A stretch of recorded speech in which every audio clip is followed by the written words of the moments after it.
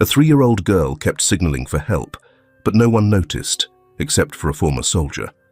A few minutes later, he stood up. And what he did next left everyone speechless. A fly was trapped against the glass pane, buzzing faintly, over and over, as if knocking on a world it could never reach.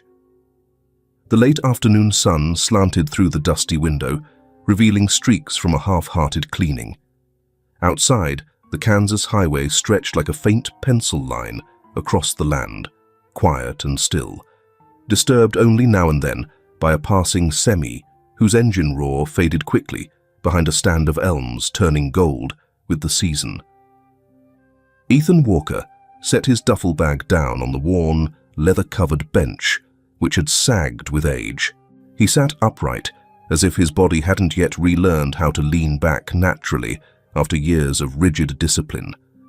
Even without the uniform, the straight spine and watchful eyes stayed with him, marks of a Marine who had served 18 years, twice deployed straight into combat zones. At the counter, Margaret Chen, a woman of Asian descent in her early 40s, her wavy hair pinned loosely, apron faded from years of use, was carefully wiping down the coffee machine's glass surface. No one in the diner spoke. The silence was deep enough to catch the clatter of the old HVAC unit, rattling and groaning as it strained to keep the warmth inside the aging wooden room. Ethan wasn't hungry, but he ordered a ham sandwich and a cup of black coffee anyway.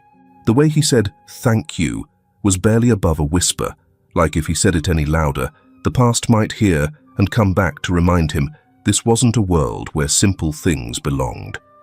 Kansas had been home once, before his parents were taken in a crash on Highway 54, a slick winter morning that left a 17-year-old boy with a suitcase and an empty house. He left town a week after the funeral, enlisted with just one thought in his head. Staying would drive him crazy. People say time heals, but soldiers don't think like that. They just learn how to keep a wound quiet long enough to keep moving. At the table by the window, an elderly couple was having a late lunch. The man, black with a silver beard, read the paper. The woman, wearing large reading glasses, mouthed softly to herself as she dipped a piece of bread into her soup. Nearby, a little boy about 4, named Leo, judging by how Margaret called to him, ran loops around the chairs, clutching a small plastic toy car. Every time he let out a loud "Vroom!" the old woman just shook her head and smiled with her lips closed, saying nothing. Ethan watched them. He wasn't the kind to let anyone slip past his line of sight. Not out of suspicion, just habit. A deep one. One that let him read the world through the tiniest details. And then he saw her. In the corner, near the glass, behind a dry, brittle cactus in a pot, sat a little girl. 3, maybe 4 years old. Dark skin, curly hair, wearing a pale blue dress. She sat very still, as if glued to the seat, hands resting on her thighs. Her gaze didn't land on anyone directly. It drifted across the room, brushing every face just long enough to see, but not long enough to be noticed. But she was looking for something, for someone who could read what she couldn't say. Across from her sat a man, tall, wearing a grey suit, blonde hair neatly trimmed, eyes pale blue, almost clear. He was reading, a thick book with no visible title. He hadn't touched the child, hadn't spoken a word. All he did was read. And that was what caught Ethan's attention.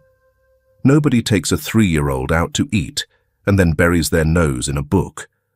Nobody drives down an interstate and just sits there beside a child, like she's carry-on luggage. Ethan turned his coffee cup slowly, his index finger tracing the rim's warmth. He didn't look at the girl again. He didn't need to. He knew in just a few more seconds she would glance his way again. And she did, almost as if on cue. The same motion, only this time, her eyes lingered. And in them, a slight tremble. Just for a moment. From the kitchen, Margaret came out carrying a tray. She set the sandwich in front of him and asked gently, "Need any sugar, hun?" Ethan looked at her. A simple question, but her eyes squinted just a little, like she too sensed something wasn't quite right in the air of the diner. Ethan shook his head and gave a faint smile. Leo ran past again, nearly bumping into the little girl's chair. She flinched. No sound. The man across from her glanced up, just once, but it was enough to stop Leo in his tracks. Ethan turned to look outside. The parking lot was mostly empty. A dark grey SUV was parked near the utility pole by the road. No one inside, but the engine was running. There was a superhero sticker on the rear window, but not the kind kids put up. The kind used to block the view. He stood, walked his coffee cup over to the sink behind the counter, where Margaret was setting out a tray of apple pie. She looked at him. He spoke low. "That little girl, in the corner. You noticed anything?" Margaret glanced over quickly. Years of raising 3 kids flickered behind her eyes. "She's been sitting there a while. Hasn't said a word. I haven't seen her eat, but once or twice I think she was crying, quietly. I couldn't tell why." Ethan nodded. He walked back to his table and sat, this time facing her more directly. And then the girl looked at him, this time directly. Her right hand lifted slowly. She curled it into a fist, then opened it. Once, twice, 3 times. Not dramatic, but not hidden either. A signal, the universal one, SOS in silent form. He knew, and he believed her. No more doubt. When his gaze locked with the little girl's, young Leo accidentally dropped his toy car, which rolled to a stop at the foot of the man in the grey suit standing next to her, Cole. The man looked up, not at Ethan, not at Leo, but at the girl. His eyes were cold. He said nothing, didn't raise his voice. Just one look, sharp and still, was enough to make the girl pull her hand back and hurriedly place it in her lap. Ethan pressed his fingernails hard into his palm until it turned white. Late afternoon in Kansas was starting to turn chilly, but inside, the air was quietly beginning to boil. The girl had given a signal, and the old soldier knew then he couldn't walk away from this place like some passing traveler anymore. Margaret's diner flicked on its yellow lights, just as the last rays of sunlight slipped through the cracks in the shutters. Outside, it wasn't fully dark yet, but the dimming light was enough to draw a line between inside and out, between the cozy little diner and the silent world beyond the glass. Ethan hadn't touched his coffee a second time. He sat still, watching, breaking down every detail like he was on a front line. Cole sat upright, eyes fixed on his phone. His face gave nothing away. He didn't speak, didn't wipe the girl's mouth, didn't bend down to say something kind or coaxing. A stranger sitting next to a lost child might have looked more involved than he did. Lily wasn't eating. Her hands rested in her lap, her eyes on Ethan. She didn't blink for a long time. She didn't look at Cole. The stiffness in her body didn't come from fatigue. It came from fear of being seen. Ethan took a small sip of his coffee, holding the cup, but not lifting it all the way. Questions drifted through his mind, not one of them fully formed, but the feeling was unmistakable. That man wasn't the girl's father. He stood up and walked over to the table. Still calm on the outside, each step steady, neither rushed nor slow. "Excuse me. Hope I'm not interrupting?" Cole looked up. His lips curved into a smile, but his eyes stayed cold. "What do you want?" "I was just wondering, is the girl your niece?" A brief hesitation. "She's my daughter. Is there a problem?" No. Just, she reminds me of my little cousin when she was a kid. Thought she was real sweet and got curious, that's all." Cole gave a faint smile and nodded, but the gesture was too perfect, like it had been programmed to seem friendly. Lily glanced briefly at Ethan. Her hand moved slightly, palm tightening into a fist, then releasing. Once, twice, 3 times. This time, it was slow, deliberate. No room for doubt. Ethan feigned a pause, as if something had just come to mind. He reached into his pocket and pulled out a small peppermint candy, placing it on the table. My niece used to love these. Wonder if the little one might too. How about giving her a candy, he added. Strawberry kids usually go for that. He extended his hand toward Lily. The girl looked up, eyes flicking to Cole, then back to the candy. After a brief hesitation, she slowly reached out, her tiny fingers trembling as they touched the edge of the candy. The swat came quick, like a slap. Cole didn't say a word. He swept his hand across the table, striking Lily's wrist, not hard enough to make a loud sound, but just enough force to make that little arm recoil, as if burned. She's allergic. Don't give her anything without asking. His voice was sharp. He stood up straight, put the candy back in his shirt pocket, and looked at Lily. Slowly, deliberately. She didn't cry, but her hands pulled back, curling around the hem of her shirt, gripping tight. An unconscious defensive reflex. Her small shoulders quivered, her eyes lowered, not just in fear, but from a trust that had just cracked. I'm sorry. I didn't know. Cole gave a slight nod, like slamming a door shut. He leaned back in his chair, arms crossed. A firm, silent signal. The conversation was over. Ethan turned and walked back to his table. His back was straight, but each step seemed heavier than the last. The air in the diner, already quiet, had turned thick, as if someone had dimmed a layer of light. The faint clink of a spoon against a glass, the breeze slipping through the door crack, everything was swallowed by a dreadful silence. Margaret looked over from behind the counter, her brow furrowed. One hand held a towel-wrapped glass, the other pressed flat against the counter, as if trying to steady herself.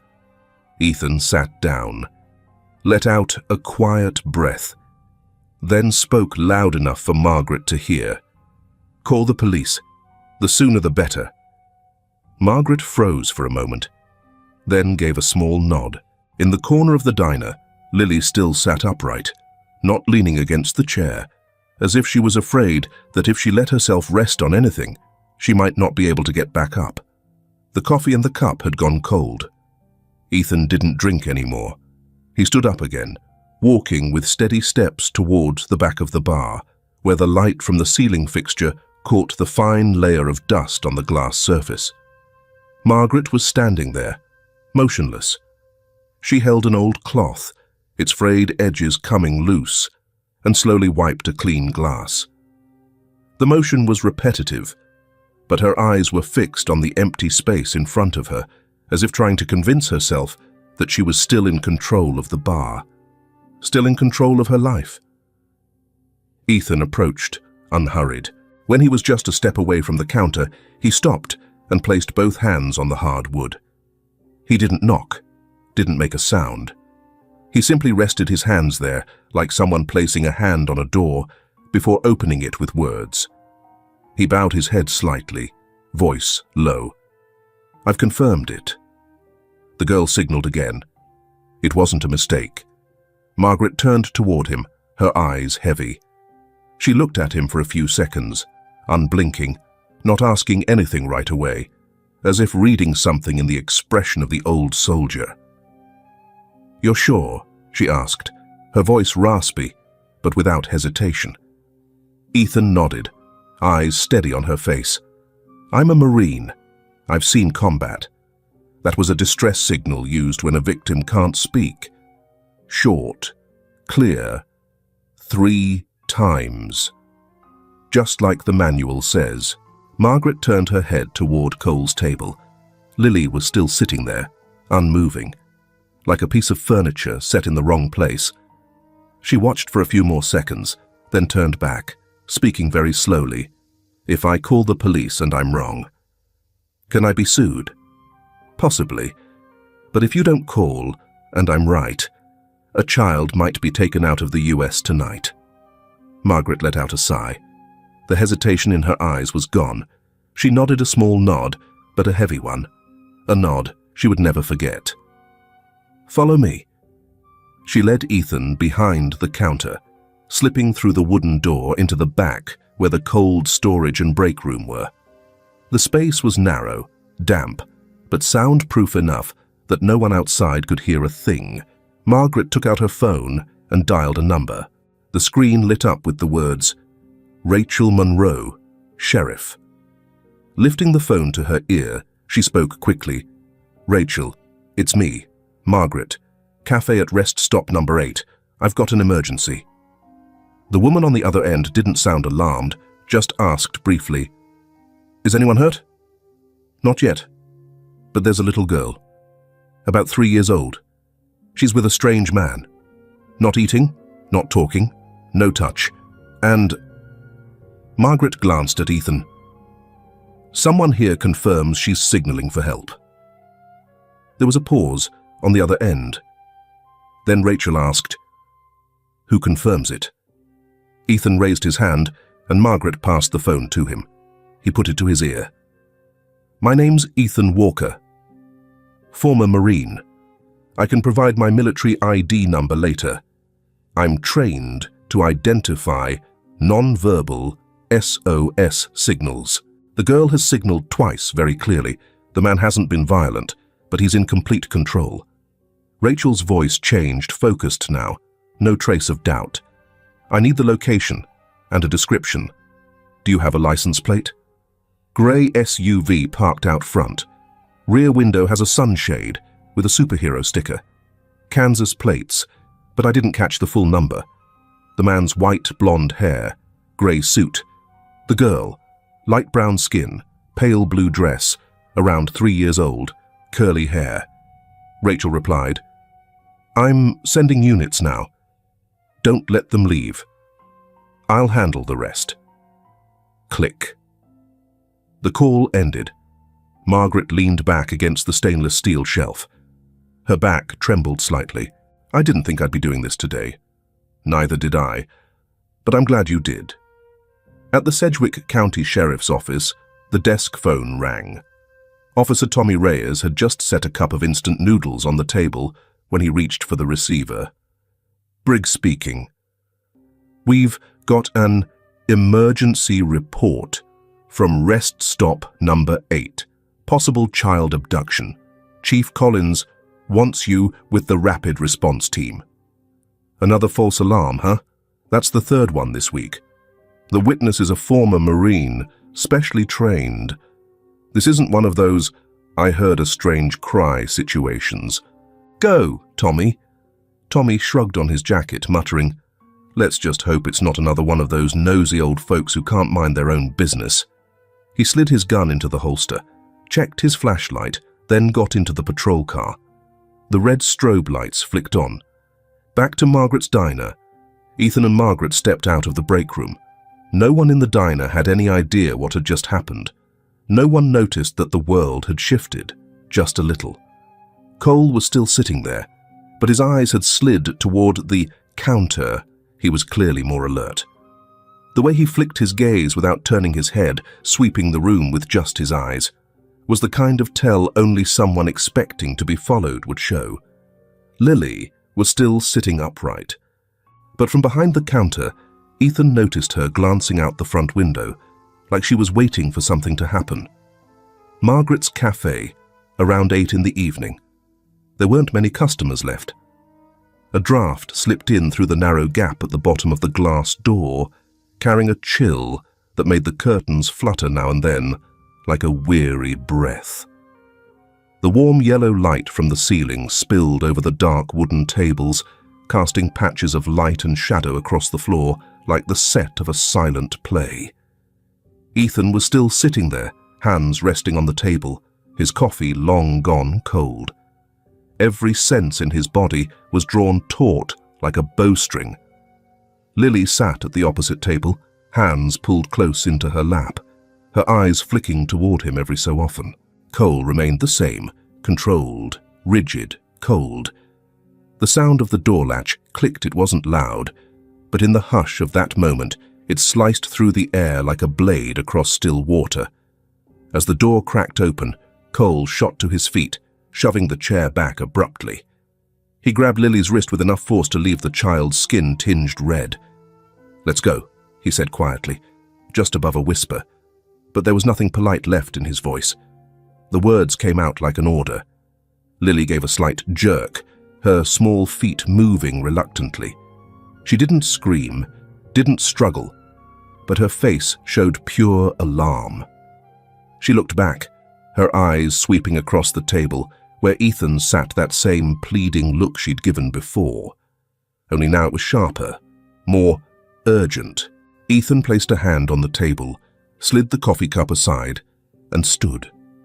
Not in a rush, not drawing attention, but every step had purpose, moving directly to block the path from Cole's table to the door. The space between them was barely 10 feet. The two men faced each other, the overhead light casting long shadows across the tiled floor. Neither spoke right away. They didn't need to. The air between them was pulled so tight, it felt like it might snap. "Where do you think you're taking her?" Ethan asked. His voice was low, steady, not loud, but impossible to ignore. Cole raised an eyebrow slightly, lips curling into a strained smile. "I told you we're heading back to Iowa. It's late. You're not planning on getting in my way, are you?" Lily lowered her head, but her eyes stayed fixed on Ethan. Her small hands clenched the hem of her shirt, trembling with each beat. Ethan didn't move. "She doesn't want to go with you," he said. "I've called the police. They'll be here soon. If you leave now, it'll look suspicious. Things will go worse for you." Cole let out a short, scornful laugh, shaking his head slightly, like he was listening to something absurd. "Over a piece of candy? A glance? Who do you think you are, butting into someone else's business?" "I'm not sure who I am," Ethan replied, "but I know she didn't go with you willingly. She gave a distress signal. Twice. I saw it. I've been trained to recognize those signs." Cole frowned. He shifted his stance and pulled Lily closer. His grip tightened, making her let out a faint whimper. "You're accusing me in public. I could sue you for interference with personal liberty." Ethan stepped forward, just half a step. It wasn't a threat, but it blocked the way completely. "The police will sort that out. Until they arrive, I'm not letting you leave with her." Cole's eyes narrowed, then without warning, he thrust his arm out as if to shove Ethan aside. But Ethan had been in combat. His reflexes were sharp, steady. He didn't back off or block, just angled his body slightly, maintaining his stance. "Step aside," Cole growled, his eyes now bloodshot, breath turning ragged. Ethan said nothing, but his gaze held steady quiet, cold as tempered steel. Cole was losing patience. He yanked Lily toward the door, but she resisted, bracing her feet against the floor. He jerked her again, rougher this time. For a split second, his other hand drew back, as if ready to strike, but Ethan caught his wrist in midair, gripping it firmly. "That's enough." Ethan's voice was low but carried weight. Cole struggled, trying to pull free. The two men stood nearly chest to chest, breath mingling, tension wound tight like a coiled spring. Cole made another attempt to shove Ethan, but Ethan didn't budge, feet planted like bedrock. Lily backed away, shaking. Her hands clutched the hem of her coat, eyes wide open. "You'll regret this," Cole hissed, his voice low like a curse. The tendons in his wrist stood out beneath pale skin. Ethan still said nothing. He looked Cole straight in the eye, unwavering. Then he bent slightly, his gaze softening as he turned to Lily. "You don't have to go anywhere. You're safe here." Lily didn't move, perfectly still, as if waiting for something to end the way she hadn't dared hope it would. No one had time to say anything more. A siren wailed in the distance. Headlights flickered across the floor through the front window. Blue, red, blue, red. A police SUV rolled to a stop just outside the cafe. The lights slowed. The engine cut off. A car door opened. Tommy Briggs stepped out first. His coat was unbuttoned, one hand resting casually on the holster at his side. He didn't draw his weapon, but every step he took was measured. Behind him came Rachel Monroe, the police chief, calm, composed, commanding. She scanned the scene through the glass, where Ethan and Cole still stood, like two pillars rooted deep in the floor. Cole yanked Lily's hand, trying to turn and pull her away faster. But he had barely pivoted halfway when Ethan took another step forward, planting himself squarely in front of the door. He didn't tense up, didn't say a word, but his broad soldier's back stood like a wall. "Stop right there," Rachel signaled with a hand, her voice clear, not loud, but firm. Tommy stepped in closer, his hand extended in a gesture of peace. "We just need a few minutes. Don't make this more complicated than it has to be."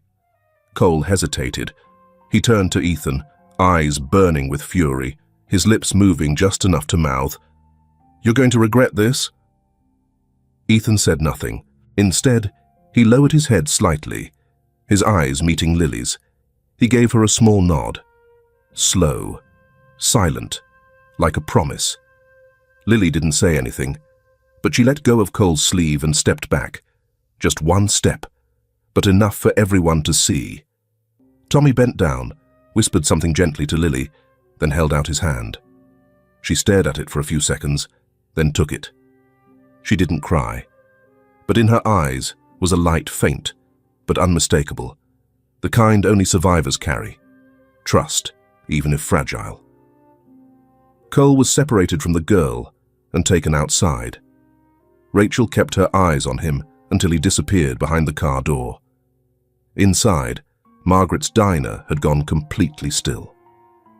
Ethan walked back to the table and sat down. His whole body seemed to loosen, like a man coming off a chase no one had run. Margaret stepped out from behind the counter. She set a glass of water in front of him. "I never thought I'd do something like that, but today seems like a day to do the right thing." Ethan took the glass, looking at the soft mist clinging to the rim. He didn't drink, just laid his hand flat on the table, as if confirming that a new chapter had just begun. The thing is, doing the right thing doesn't always come at the right time. Margaret let out a long breath. She sat down on the stool behind the counter and looked out the front window where the red and blue lights of the police cruiser still flickered across the wet asphalt. But today at least, we didn't lose the trail. Outside, the wind kept blowing. But this time it didn't feel quite so cold. The late-day breeze swept across the parking lot, carrying with it the dry scent of dust and the familiar tang of old gasoline. Overhead, wispy clouds, thin as smoke, drifted quietly behind the line of trees along the highway. The police had turned off their lights. Cole was led to cruiser number 402, hands cuffed, head lowered. He didn't resist, didn't shout. He just quietly turned his head toward his SUV, as if trying to memorize the direction he never got the chance to run. Tommy glanced at his phone. His eyes flickered when he saw an urgent alert from federal headquarters. 2 men from Cole's group were stopped at the southern border. Texas police confirmed they were waiting for Cole. Possible accomplices. All 3 are suspected of being involved in a child trafficking ring. Rachel gave a slight nod, her hand tightening around the case file. Ethan stood on the other side of the car. No one called to him, but everyone was looking at him. A few bystanders still lingered near the cafe, whispering among themselves. Some took photos, others looked surprised, even moved. A young woman with dyed purple hair, holding her phone like a weapon, was live streaming on TikTok from her car, camera pointed at the police, speaking with excitement in her voice. "See? Told you. That man is clearly not her dad." This is a broad daylight kidnapping in Wichita. Follow me for updates. But not everyone was chasing the story. A middle-aged woman in business attire, a document bag in hand, walked up to Rachel. I was sitting at the back table. I saw everything. That man didn't act like the girl's father at all. He pulled her like she was a sack of goods. And she pulled back. That's not how a child acts with family. Rachel nodded, her gaze heavy but resolute. She signaled to Tommy to take the statement. Lily sat quietly on the back seat of the police car. The door was still ajar. A small cream-colored jacket had been draped over her shoulders by one of the officers, oversized and swallowing most of her little frame. She stared out through the window. Then the door swung open. No one motioned to her. No one called her name. But Lily stepped out. She walked slowly, each small step across the rough concrete, seeming guided only by instinct, drawn toward the one person she believed had kept her alive. Ethan didn't move. He didn't open his arms. He only tilted his head slightly when she stopped in front of him. Lily looked up at him, eyes unblinking. "You're my hero." Her voice was soft, trembling, but clear. A moment later, Lily threw her arms around Ethan, her short reach circling his waist in a tight embrace. Ethan froze. He had never been hugged like that before. It wasn't polite or formal. It was the kind of hug someone gives when they're holding on for dear life, as if letting go would mean falling back into a bottomless pit. His arms lifted, slowly, then rested gently across her back. There was nothing else that needed to be said.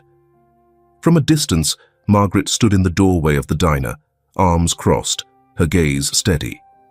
She didn't smile broadly, but her eyes held warmth. She didn't step out or break the moment. She just nodded once, a small nod, as if something right had been completed, and there was no need for recognition. Rachel walked up to Ethan and stopped beside him. "You didn't just save a little girl, Ethan," she said softly. "You reminded the rest of us why we do this job." Ethan didn't answer. He kept looking down at Lily's curly hair, feeling the steady rise and fall of her breath against his shirt. Tommy, the young officer, approached without a notepad or a guarded expression. He stood still for a few seconds, then spoke softly. "Sorry for doubting you at first." Ethan looked at him. In those eyes, for the first time in years, there was a kind of unspoken connection. A quiet recognition between a man who had brushed against death and one still learning how to protect life. He nodded. Lily loosened her grip around him. She looked up at him, then turned to Rachel like a bird realizing it had finally reached the shore. "Where are your parents?" Ethan asked. "My mum's on her way." The girl replied quietly. "Okay. Then I'll stay here until she gets here. You're not going anywhere?" Ethan looked up at the sky. "Not tonight." The police car lights flashed again as the cruiser carrying coal pulled away, rolling slowly through a light layer of dust, sirens silent. But Rachel glanced at her phone and turned to Tommy. "Send a copy of the file to Oklahoma right away. If those two really were waiting for him at the border, we might be able to take down an entire ring." Tommy nodded. His eyes had changed no more doubt, only resolve. Ethan turned back toward the diner. The lights inside were still on. Margaret was still standing there. He walked slowly toward the door. "Mind if I ask for a fresh cup of coffee?" Ethan asked. "Coffee's gone cold, but I've got ginger tea," Margaret replied, reaching out to open the door. "Sounds better. Anyway." Margaret placed 2 cookies on the counter. She spoke softly. "They're Lily's. I used to think I shouldn't get involved in strangers' business, but today, if I don't speak up, then who will?" Ethan didn't respond right away.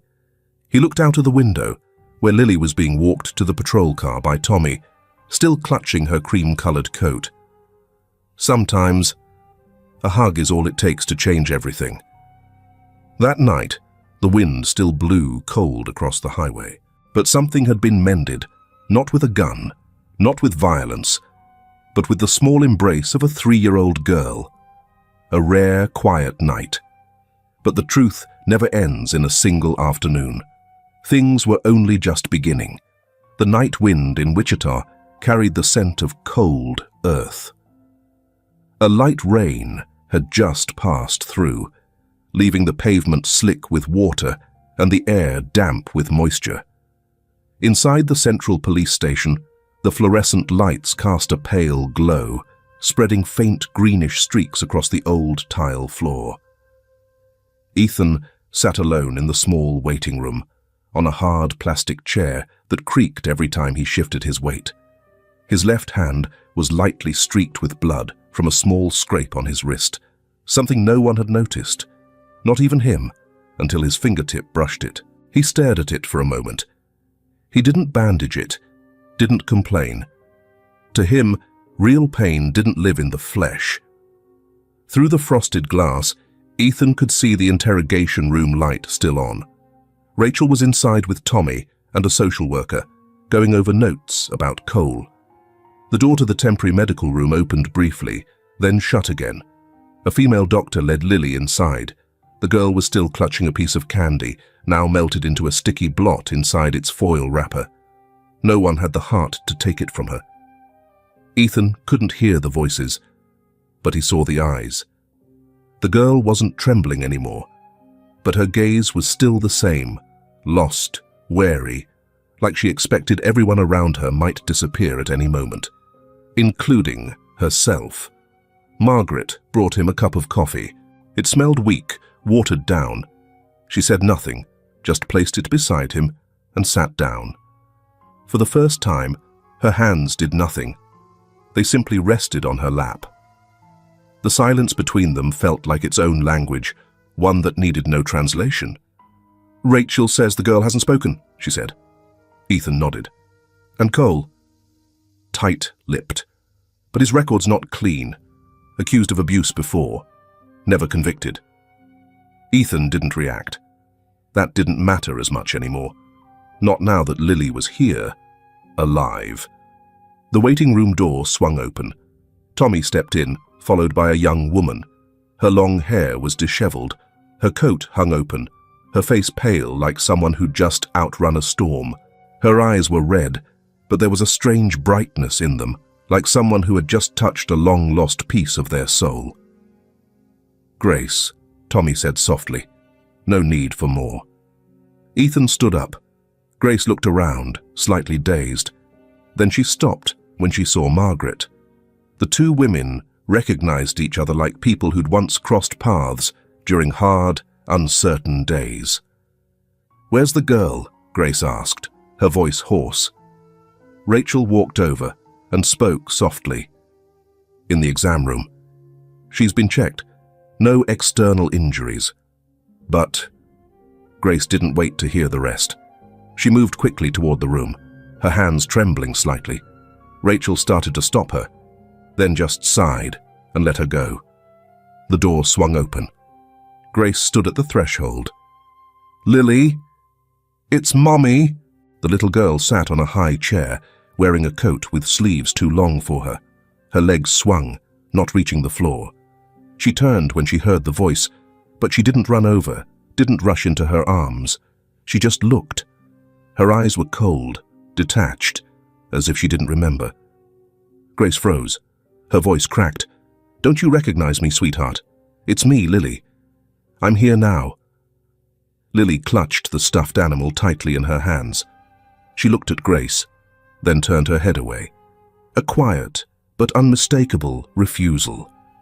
In that moment, the embrace never came. Grace stood still, shoulders trembling. She pressed her hand to her mouth, biting down. Tommy stepped in, gently guiding her to another chair. Rachel turned to Ethan. "Saving someone is one thing. Mending them, that's something else entirely." Ethan just nodded. He watched Grace. In that moment, he saw it clearly. Grace wasn't just a mother. She was a survivor. She had endured wounds even deeper than a child's. Was she one of Cole's victims? Ethan asked, his voice rough. Rachel nodded. They lived together for nearly 2 years. He had complete control over her. She tried to run once, but he forced her back. After that, she lost contact with her family and... Margaret added in a low voice, Grace came to my diner once, almost a year ago. She was pregnant then. I thought she was trying to run away, but she came back. I didn't do anything. No one said a word after that. The silence was no longer empty. It had become a witness. Ethan walked to the door, his hand resting on the doorknob. It looked like he was going to leave, but his hand didn't turn it. In that pause, Lily looked up and watched him. No one spoke, but in that moment, something had begun to shift. Down the hallway, in a room where the light hadn't been turned on, there was a file bag no one had opened yet. Inside was a fax from Iowa, an old, out-of-state arrest warrant for Cole that had never made it to Wichita, and a handwritten statement ink, smudged from Lily's biological father, never signed. It all seemed like it had just ended, but in truth, it was only the beginning. 2 days after Lily's rescue, the courthouse in Wichita took on an unusual air. Outside, clusters of reporters jostled for position, cameras perched on shoulders, their lights sharp and probing like needles, aimed at anyone who stepped through the large wooden doors. The buzz had long crossed the borders of the town. Online, sensational headlines rotated non-stop. Hero saves little girl. Mysterious Kansas kidnapping. The hidden truth behind a single-parent home. Ethan walked slowly into the courthouse, an old coat draped over his shoulders, eyes heavy with thought. He hadn't cut his hair, hadn't spoken to the press, hadn't offered a single smile. People nearby snapped photos. Someone tried to thrust a microphone toward him. Ethan said nothing. He simply walked straight ahead. Rachel and Tommy were already seated, nodding slightly as he slipped into the witness row. Cole emerged from the side door, hands cuffed, though still dressed in a neatly pressed suit. His face betrayed no emotion. His eyes swept over the room, pausing just slightly longer when they reached Ethan. He held his chin high, as if this were just another meeting, not a courtroom judgment.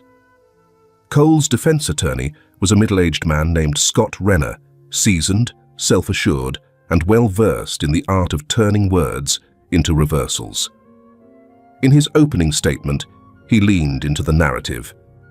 Your Honor, my client is the victim of a profound misunderstanding.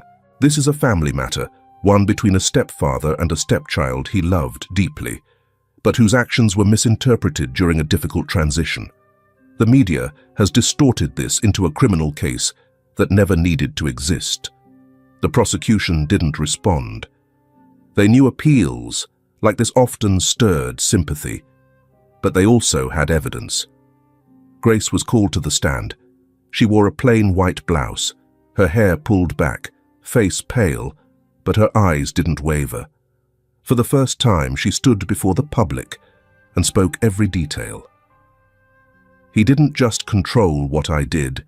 He cut off my phone, wouldn't let me work, wouldn't let me see anyone. He hit me while I was pregnant.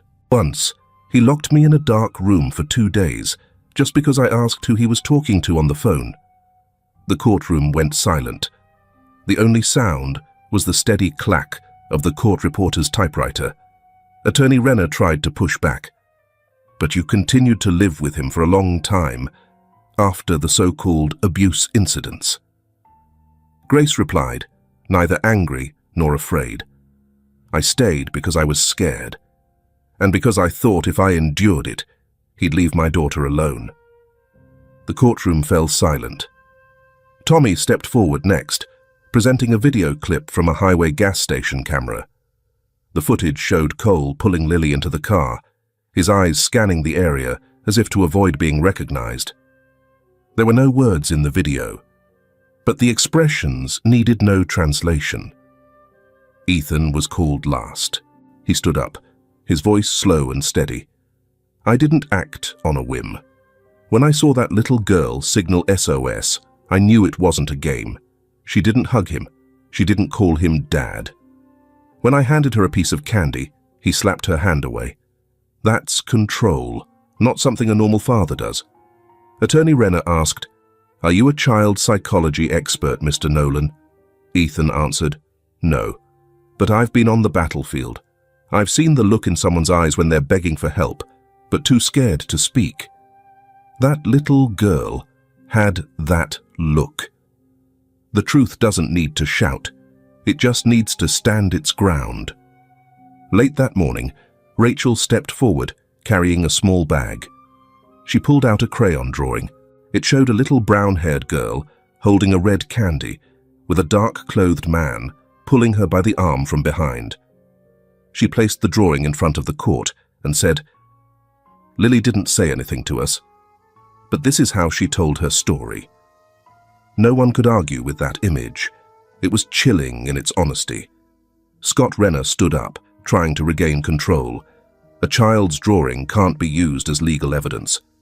Rachel replied, "But it's evidence of fear, and fear doesn't lie." At that moment, the prosecution presented another file. Tommy slid a bundle of documents from the state of Texas and an old handwritten letter from a man named Robert Callahan Lily's biological father toward the judge. In the letter, Mr. Callahan had pleaded for custody of Lily 3 years ago, but never received a response. Alongside it was a report from the Federal Bureau of Investigation confirming that Cole had once been under surveillance on suspicion of involvement in an interstate child trafficking ring. An unexpected witness stepped forward, Tabby, the girl who had live-streamed on TikTok the day of the incident. She approached with her phone in hand, bringing forward a video she had recorded of Ethan confronting Cole. "I used to think I was just filming for fun," she said, "but when I watched it again, I saw the look in that little girl's eyes. I'm sorry I tried to sensationalize it at first, but now I know I have to tell the truth." The video was played in the courtroom. It showed Cole yanking Lily by the arm, and Ethan's voice, "I've called the police. They're on their way." The court ordered Cole to be held without bail, and the case file was handed over for further investigation. As he was led away, his defiant gaze was gone. Down below, Grace gripped her hands tightly. Ethan no longer looked at him. His eyes were on Lily, seated in the back row, her face still solemn, but no longer avoiding his gaze. A reporter came up to Ethan and asked, "How do you feel about being called a hero?" Ethan looked at the man for a moment, then said, "I'm not a hero. I just couldn't look the other way." And then he turned and walked off. Behind him, Rachel was staring at Lily's drawing again, eyes fixed. She knew this wasn't just a case, it was part of something bigger, something still hiding in the dark, and they had only just brushed the surface. Night in Wichita had a kind of false quiet.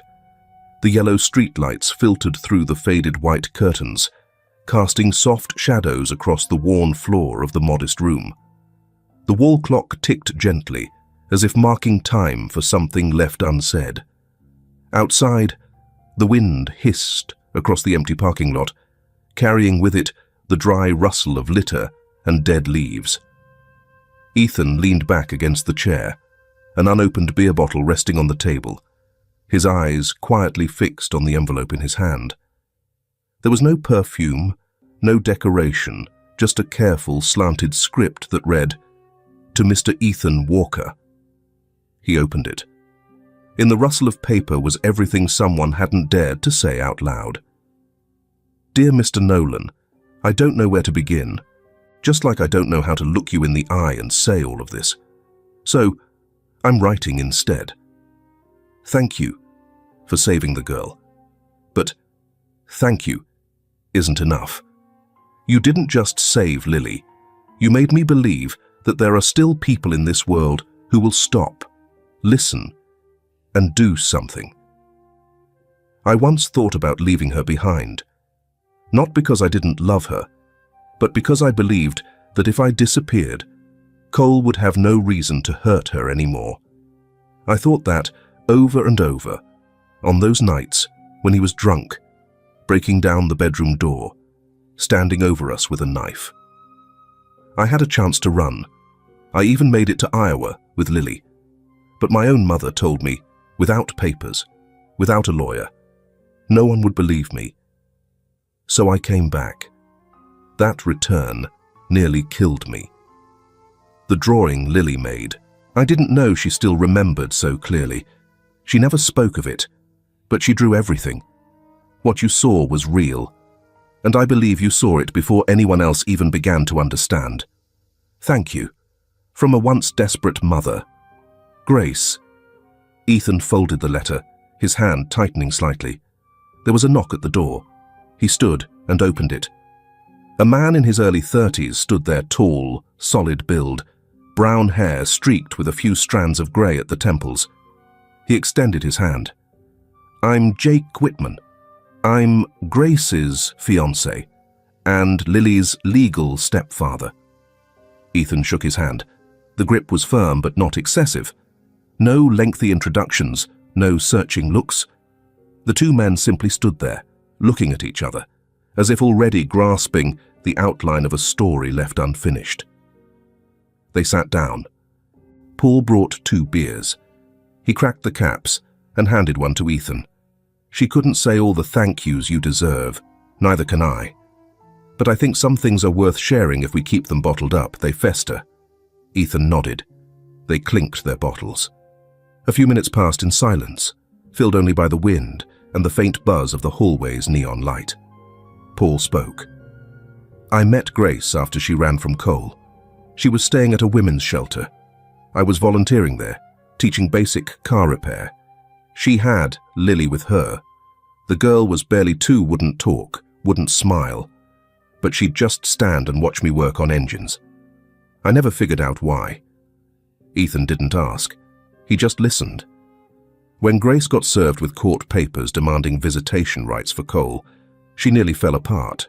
We hired a lawyer, but the laws in Kansas, they're not always on the mother's side, especially not when the mother once ran.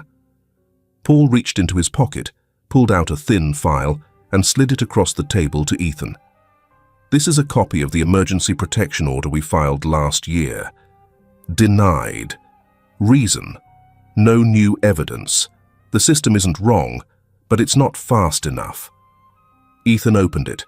His eyes stopped at a handwritten note in the margin. It was Grace's. If I die, please someone take care of Lily. He closed the file. Said nothing. Paul continued. I know you're not trying to be a hero, but your silence, it says a lot. Someone has to take the hit so others can be safe. Grace and I owe you for that. Ethan finished his beer, set the bottle down. His eyes drifted toward the window, where the streetlight cast long, slanted streaks of yellow across the room. He spoke slowly. I lost both my parents in a car crash when I was 17. After that, I stayed with relatives on my mother's side for a while, but things were never the same. That's why I enlisted early. In the service, I learned how to endure, how to stay silent and carry loss. But nights like this, he looked out the window again, his voice dipping lower. They still take me back to that hollow feeling when I got the call that my parents weren't coming home.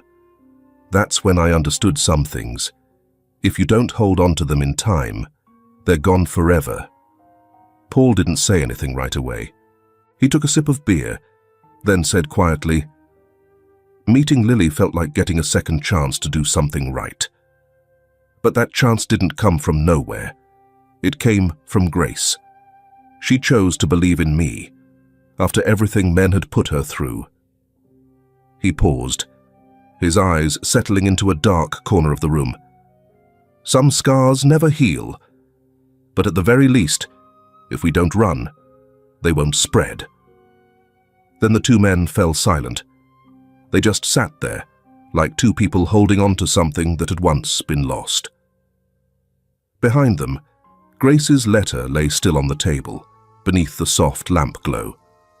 Beneath the dried ink was a pain once thought to be buried for good. And outside the window, the wind kept blowing. But this time, it didn't feel quite as cold. A week after the trial, Wichita had settled back into its usual quiet. Autumn leaves drifted down along the winding paths of the small park behind the local preschool. Children's laughter echoed once more, not too loud, not too soft, just enough to make people forget what had happened. Ethan sat on an old wooden bench, one hand resting on a neatly packed backpack.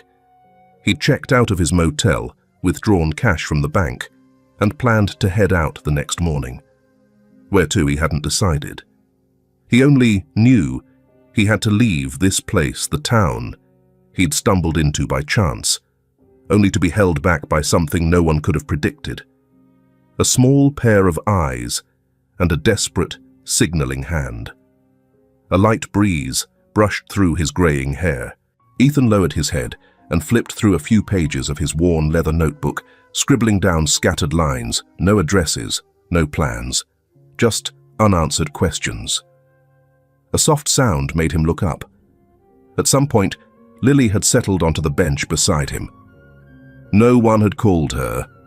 No one had brought her. She wore an old beige coat with frayed cuffs, her hair loosely tied and slipping off to one side. She didn't speak, didn't look at him, just rested her tiny hands on her knees, eyes fixed on the little pond in front of them. Ethan thought to say something, but stopped. They simply sat there, neither disturbing the other. A duck floated quietly across the water, catching the last of the afternoon's sun. Lily turned her head. Her dark brown eyes were wary, but not afraid. She held out her hand. In her small palm was a red piece of candy, slightly misshapen from having been held for a long time. Ethan looked at it, then took it. He didn't unwrap the candy, just held it gently in his palm. "Can you fly?" Lily's voice was as soft as wind brushing through tree branches, but clear enough to make an adult's heart skip a beat. Ethan shook his head gently. "No, but that day I was fast enough to catch you." Lily nodded. She didn't beam, didn't rush into a hug, but the corners of her mouth lifted ever so slightly, a sign. The first since that day. A child's nod, sometimes it carries more weight than 1,000 comforting words.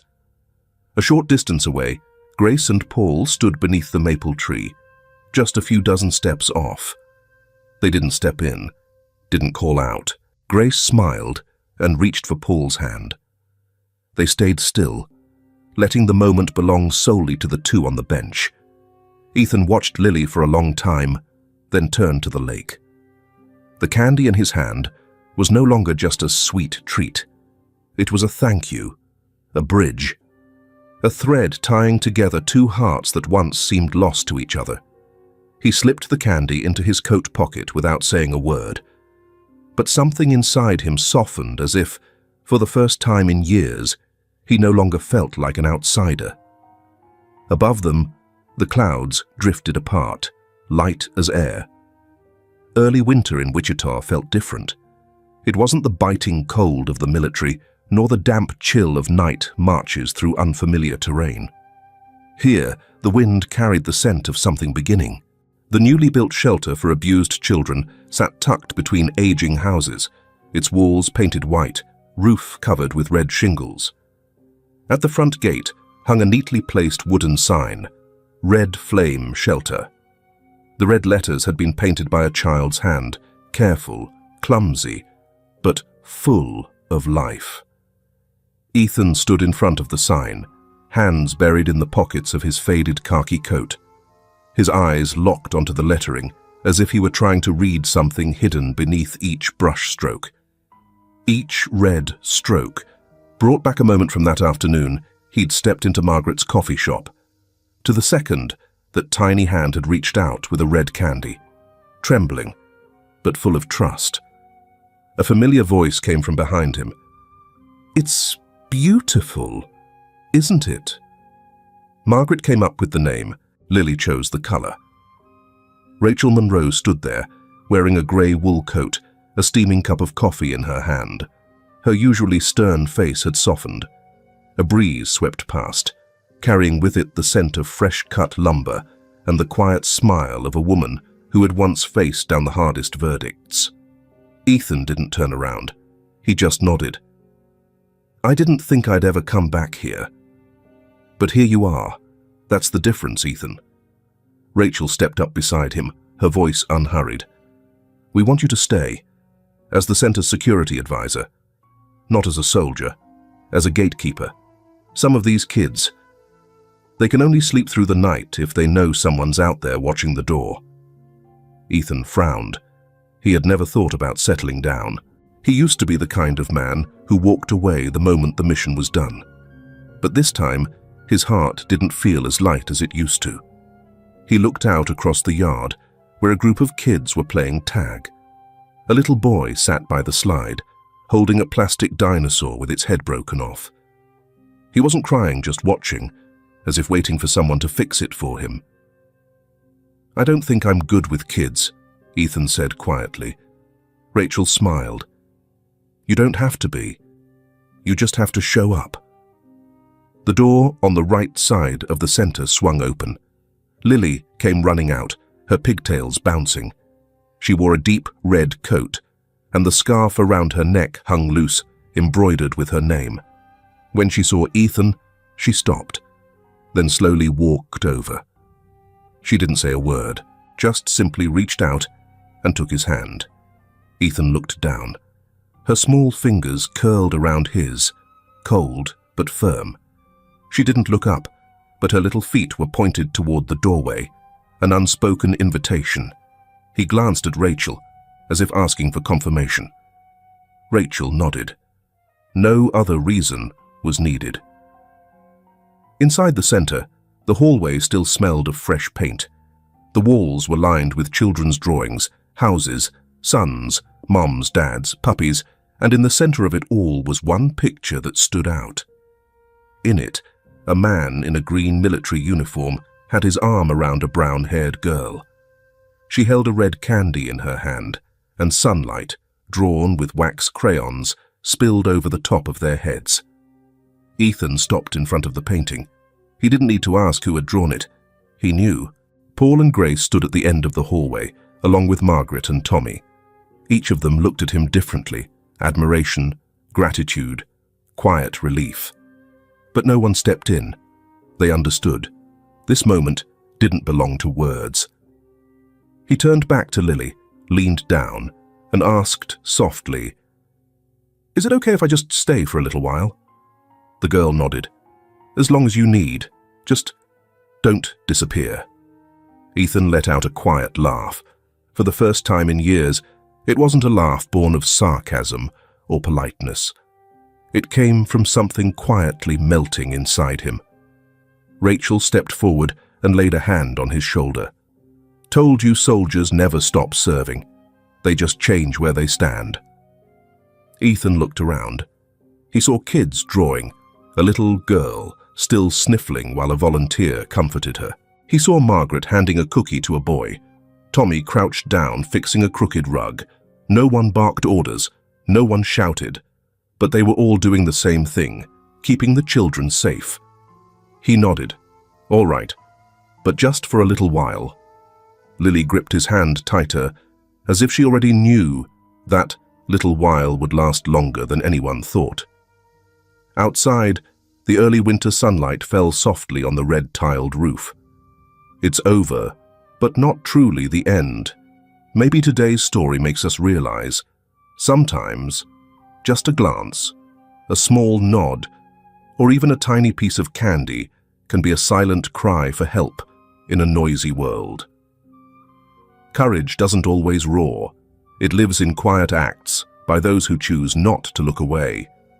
Have you ever asked yourself, if it were you in that cafe that day, would you have been perceptive enough to notice a child's silent signal? Do you believe justice could come from a video accidentally recorded? Or have you ever missed a sign, one that still lingers in your heart with quiet regret? This story isn't just for telling, it's a reminder. that we don't live only for ourselves, but also for the eyes quietly hoping we'll see them. If you're watching this on a weary day, I hope you're doing okay.